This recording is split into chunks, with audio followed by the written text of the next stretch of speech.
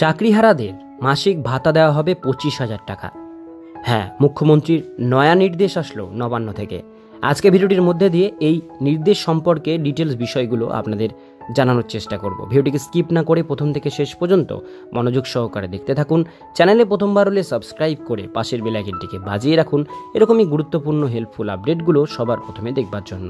তো চলুন ভিডিওটিকে শুরু করা যাক। দুর্নীতির অভিযোগে 2016 সালের এসএসসি প্যানেল সম্পূর্ণ বাতিল হয়ে গিয়েছে। আর এর জেরে চাকরি হারিয়েছেন প্রায় 26,000 শিক্ষক শিক্ষিকা এবং অশিক্ষক কর্মী, যাদের মধ্যে কেউ কেউ এসএসসি অফিসের সামনে বা বিকাশ ভবনের সামনে দিনরাত আন্দোলন চালিয়ে যাচ্ছেন। তাদের এখন একটাই দাবি, যোগ্য এবং অযোগ্য শিক্ষকদের আলাদা তালিকা প্রকাশ করা হোক কমিশনের তরফ থেকে। কিন্তু তারা অভিযোগ করছে পর্ষদ এখনও এ বিষয়ে কোনো সদুত্তর দেয়নি। আর এখানে উঠেছে সবথেকে বড় প্রশ্ন, শুধুমাত্র শিক্ষক নিয়োগ কেন দুর্নীতি? স্কুলে অশিক্ষক কর্মীদের কোনো গুরুত্ব নেই কেন? রাজ্য সরকার এবং এসএসসির ভূমিকা নিয়ে এখন ক্ষোভ উগড়ে দিচ্ছেন চাকরিহারা কর্মীরা।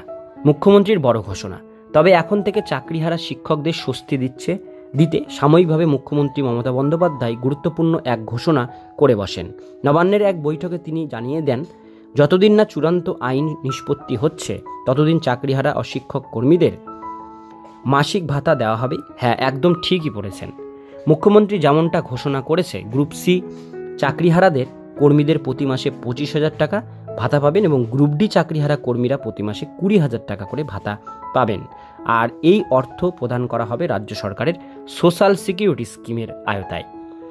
আইনি লড়াইয়ের পথেও কথা বললেন মমতা। মুখ্যমন্ত্রী মমতা বন্দ্যোপাধ্যায়ের এতদিন পরিষ্কার করে দেন যে রাজ্য সরকার সুপ্রিম কোর্টের রায়ের বিরুদ্ধে রিভিউ পিটিশন দাখিল করছে। তবে তিনি জানান, তাড়াহুড়ো করে কোনো ভুল করতে চাইছি না, আইনি পরামর্শ নিয়ে আমরা এগোবো। আশা করছি আগামী মাসের প্রথম সপ্তাহের মধ্যেই দ্রুত সমাধান পেয়ে যাব। তিনি আরও জানান, আমরা কাউকে বঞ্চিত করতে চাইছি না, শিক্ষক হোক কিংবা অশিক্ষক কর্মী, সবার জন্যই আইন সমান ব্যবস্থা নেবে। কোর্টের রায়কে মেনেই সামনের দিকে এগোতে হবে। আন্দোলনকারীদের প্রতিক্রিয়া, মুখ্যমন্ত্রী মমতা বন্দ্যোপাধ্যায়ের এই ঘোষণায় কিছুটা স্বস্তির হাওয়া পেয়েছেন আন্দোলনকারী শিক্ষক এবং অশিক্ষক কর্মীরা। যদিও তাদের এখন একটাই দাবি, ভাতা সাময়িকভাবে স্বস্তি দিলেও যোগ্য ব্যক্তিদের দ্রুত পুনর্বহাল করার জন্য তালিকা প্রকাশ করতে হবে।